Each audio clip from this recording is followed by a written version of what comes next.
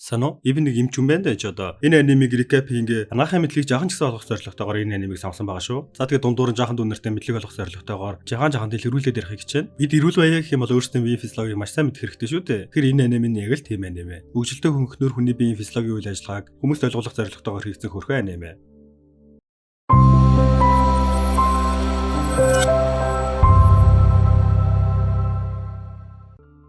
Хүний бие нь бүхэлдээ нэг цул боловч эргэтэнгүүзээс бүрддэг. Эргэтэн бүрний дээс эд бүрний эсээс тогтдог. Хүний бие нь ойролцоогоор 37.2 төрлийн өстэй. Эс бүхэн өөрснийгс үүрэгтэй зогсоо зайгүй төрөл үүргийнхаа төлөө ажилдаг. Шинээр ажилдаа орсон хөөрхөн улаас за энэ бүхнээс урьдчилаад нэг зүйлийг хөнхөн тайлбарлая. Хүний биеийн эргэтэн хооронд шимтгийл хүчил төрөгчийг зөвөрлж яадаг судас гэдэг зүйл байгаа. За судас нь артер, артериол, капилляр, венул, вен гэсэн ерөнхий бүтцтэй. Артерийн судас нь дараагаар судас буюу хүчил төрөгчийг биеэр зөвөрлөдөг. Вений судас нь бол нүрс зэрэгцийн давхар эсэлтэй цусыг зүрх рүү буцаадаг. За тэр капилляр гэдэг зүйлд нь болохоор яг үндсэн тэр солилцоонууд нь явагдаад байгааг л ойлгох шээ. Улаас нь гемоглобиныг их хэмжээгээр агуулдаг учраас улаангт байдаг. Ажлаа хийгээ явж байхад нь гинтэд дайралт үүс судасны хааны эндотелисүүд нь гэмтэн пневмококк дайрдаг. Гэхдээ энэ хідэн янгуудыг өршөөлгөө устгадаг. Хүний биеийн гайхамшиг болсон цагаан эсүүд 24/7 хүний биеийг хамгаалж яадаг. Тэд дэндүү хүчтэйгээс гадна дайсандаа тулцсныхаа дараа уламжлал хүчтэй болдог. Та бүхний мэдж байгаагаар дархлаа гэдэг зүйл үүсэж байгаа.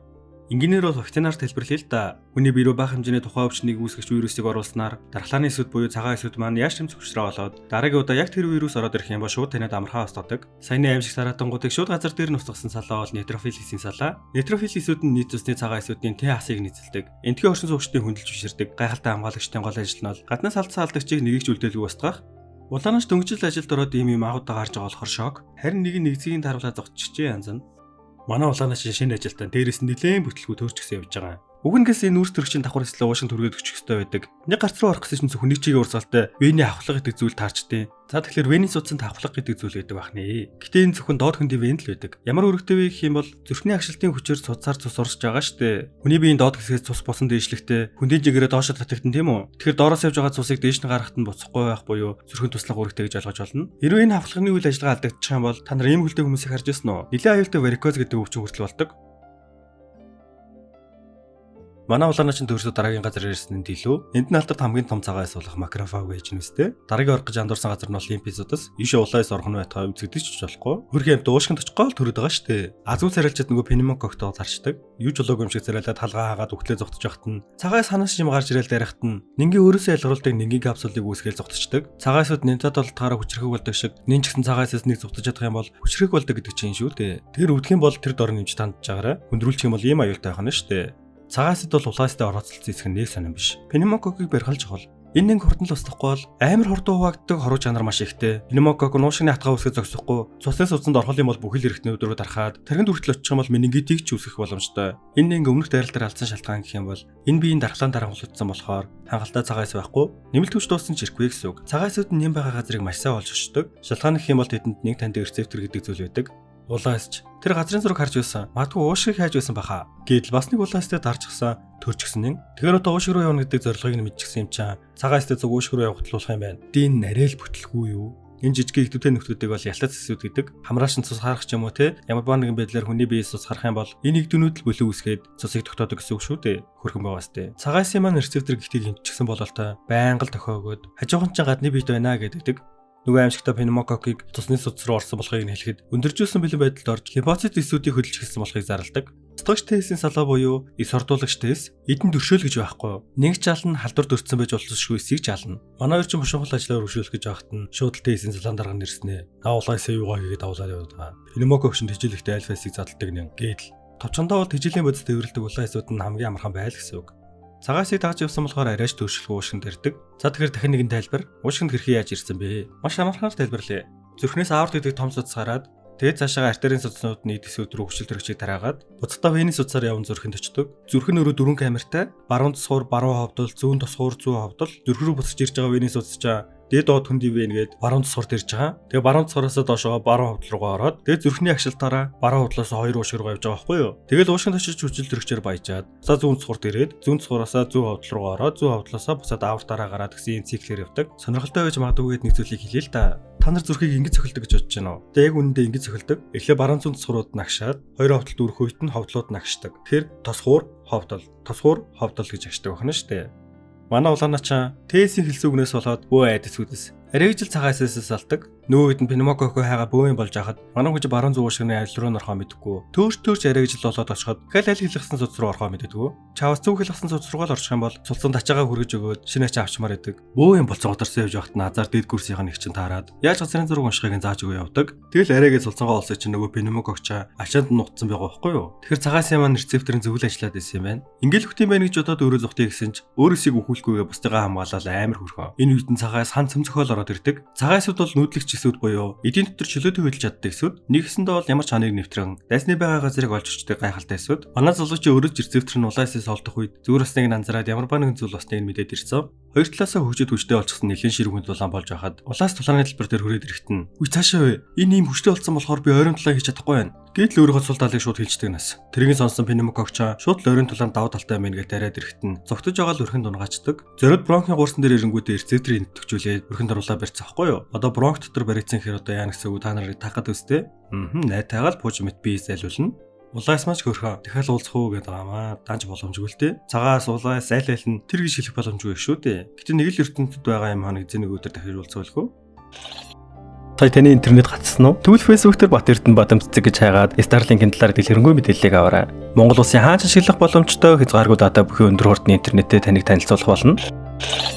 Тэгэл нэг ажлын өдөр энэ удаа тэгжил хөргөж өгч явж байхдаа ахиад л дөрцөө явж байхад нь азар нөгөө их чинь хараад нэг зүг рүү хүрэх юм байна гэж зутаа явцгаадаг. Тэр хоёрыг явж байхад нь замд нөгөө ихдүүдийн нөхдөд ажиллаа хийгээ явж байдаг. Тэгэхээр ялтас эсүүд нь цусны найрлагыг бүрдүүлж яадаг эсүүдийн нэг гол үүрэг гэх юм бол цусны судас саарах үед хоорондоо нийлээд тэр шархыг нь хучдаг. Энэ хэдий эдгэнүүд ажиллаж байна гэхээр цусны судасанд ямар ба нэгэн зүйл болсон гэсэн үг. Манай ч өөрөөсөө болол төрөөд идэм биш үү? Ямар ч зүг чигийн баримжаа гэж байхгүй бүр. Энэ хоёрын явж байгаа газрын найрстай маш ойрхон судас болохоор байнга л гэмтчих гээд эхлэцэн. Гинтгэл амар хурц гэрэл юу вэ гэж юу? Гадаад гэмтэл. Аврах том нөхөр цус гадагшлахыг мэдээж штэ. Манай улааны ч бараг л унах гэж байхад нөгөө цагаас авардаг. Энэ цагаас ягаад сорогдохгүй байна вэ гэхээр цагаас өөртнүүдийг LCD-ийн гэдэг наалдамхаа ургийн тусламжтайгаар судасны эндотелистээр наалддаг.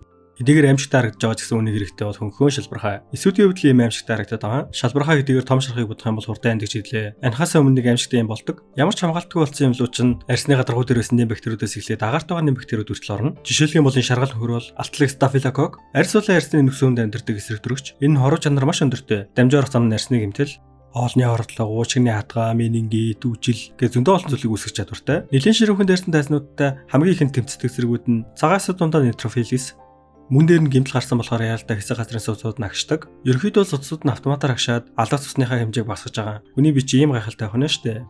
Нэгэн л шарах бий болсон юм чаа. Staphylococcus эхлүүлээд дайрах төрөл бүрийн нянгууд орж ирнэ. Staphylococcus нь хэдийгээр хаасаагүй байж л байдаг юм боловч төрөл бүрийн өвчнөөс өөр болдог болохоор нэлээд ядаргаатай. Өмнө нэг хэлжсэн да хураагаар зүүсэн тавхлаг байдгаа гэж. Энэ хэд маань буцах самгүй хэзүүж байхад нь цагаасын цалаа гарч ирээд авардаг. Энэ маань харин ганцаараа нэлээд хэдийг устгацсан. Нэлээд л цацж байгаа бололтой. Тэгэхээр яг бодтер цагаасууд тэрхээ яаж ажилтдаг вэ гэхээр энэ нянгууд нэм жижигэн шалбархаагаар ийм их төлөвлөгөө өндөртэй дайрж байгаа нь нөгөө гадагшаага алдсан пневмококкос мэдээлэл авчаад дайрсан билээ. Бүр нейтрофил эзүүд нь хамгийн ихэнд дайрдаг. Макрофагл моноцис гэсэн хүчирхэг эзүүд нь дандаа хоцорч ирдэг гэсэн мэдээллийг хүртэл мэдж байдаг. Та нар магадгүй гайхаж байгаа хэл та. Бодит амьдрал дээр биеэс гадагшлсан нэм бусдаа мэдээлэл хүргэнэ гэж байхгүй шүү дээ. Дархлаанс бол дээрэс нь өмнө орж ирсэн нянгуудын суурин дээр орж ирсэн болохоор TVV-хээс илүү хүчтэй байгаа. Маш энгийнээр болгох юм бол чи өвдөд идэгснийхаа дараа дархлаачин сул байдаг болохоор дараагийн орж ирсэн нянгууд нь хэвэн байгаа ч гэсэн чамд илүү хүнд санагддаг гэсэн үг байхгүй юу? Мэдээж нөхрөө унахал юм бол бүх зүйл дуусна.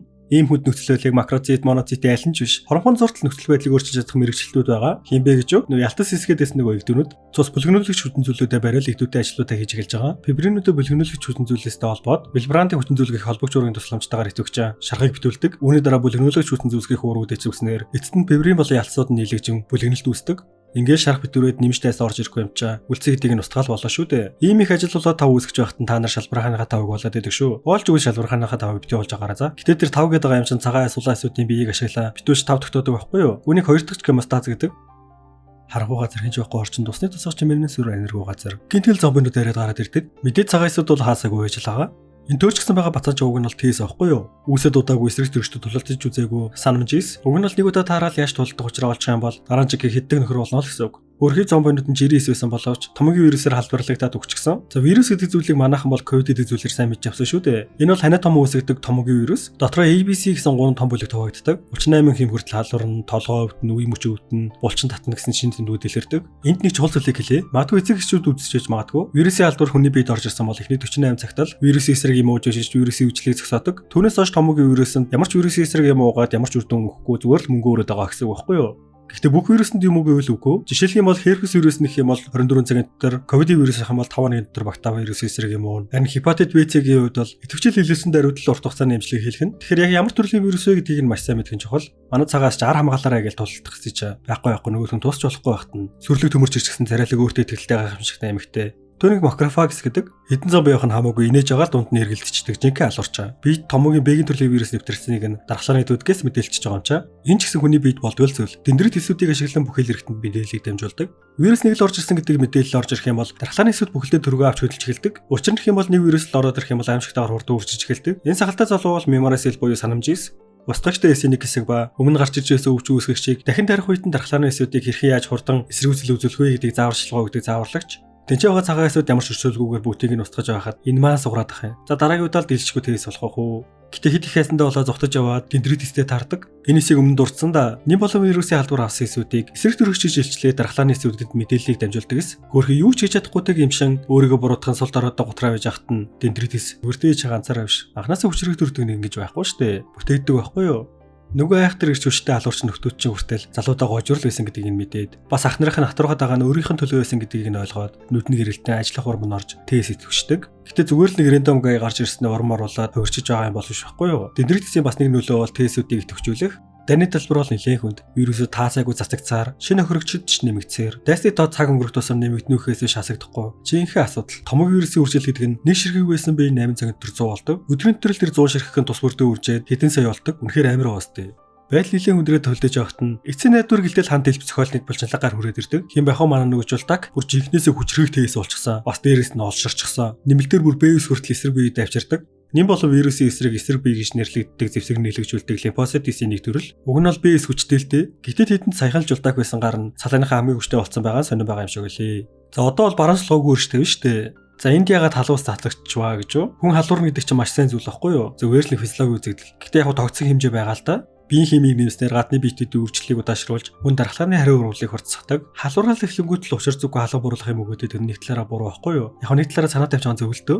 Ингэжил эсприйн хамтын ажиллагаагаар хүн ханиж найтан дайнд ялдаг. Ханиж найталгаж байгаа зарим талаараа вирусыг биеэс гадагшлуулж байгаа. Яг рецептор зөвшөөрснөөс болоод бас ханилгаж найтаж байгаа. Ийм хүнтэй толооны үеэр хоолны туршил буурдаг. Яг хүмүүс өвдгөр хоолны туршил нь буурдаг вэ гэх юм бол жирийн үед хоол боловсруулахад зарцуулдаг энерги нь саяных шиг дайн тулааны үеэр зарцуулагддаг болохоор хариулт нь ингэж илэрж байгаа. Бас өвдсөн бол шингэн сайн авах хэрэгтэй. Тэгээ хүний бид шингэн хангалттай байх юм бол хөлсийг гадагшлуулж хөлсний буширхаануудыг ажиллуулахад л болчихно. Хөлс гэдэг чинь орто бодисуудыг гадагшлуулан хүний биеийн химийг зохицуулж яадаг шингэн. Физиологиор бол халуун ингэж л буудаг. Энэ бүх томоогийн вирусын эсрэг 7 хоногийн турш хүчрэх дайн болж нэлээх хөхрөл амссан ч гэсэн даван гарч чадсан. Уг нь хэдэн саяар нустгachсан байгаад ганцхан ширхэг вирус амьдулсан байх юм. Манай шинэ хүн ч учир зүггүй очоод нүтгэсэн чи А бүлгийн томоогийн вирус зааж ижээ. Нэгт дархлаа нэлээд суларчсан. Буюу саяны даригтаалаад эсүүд нэлээд ядарчихсан сэргэлт авч амжаагүй. Дээр нь саяны хүчтэй болсон манаас чи энэ вирусыг танихгүй болохоор хуужин шиг сул дороо болчихж байгаа. Өмнөхд маань яг тулж исэн болохоор учиртай. Хүчрэг бэйс эсрэг төрөгч нь энэ төрлийн томоогийн вирусанд нөлөөлөхгүй болохоор дахин тохирохоор төрлийг нийлүүлжүүлэхээр явцдаг. Тэгэхээр энэ вирус бол олон дахин мутацид орсоор байгаа дийлдэхэ байцаа дэлхийн хэмжээний томоохон халдвар төвчнийг үүсгэдэг вирус гэсэн үг. Хурд болон тархах хурдан жинхэнэ аимшигтай. Гэвч дендритисэд макрофаг мэдээллийг дамжуулан тулаанд орсгоодог.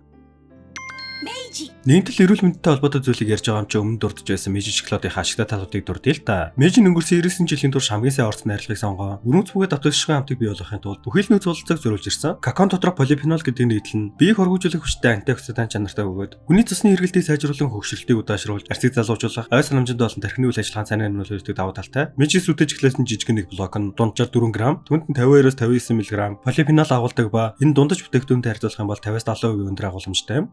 За энэ хүрээд энэ удаагийн хадуурыг дуусгаж байгаа. Ер нь бол цаашаага маш их хөрөнгө гардаг анime. Тэгээ өөрийнхөө биеэр үзээрэй гэж хүсэж байгаа шүү. За тэгээ баярлалаа баяртай.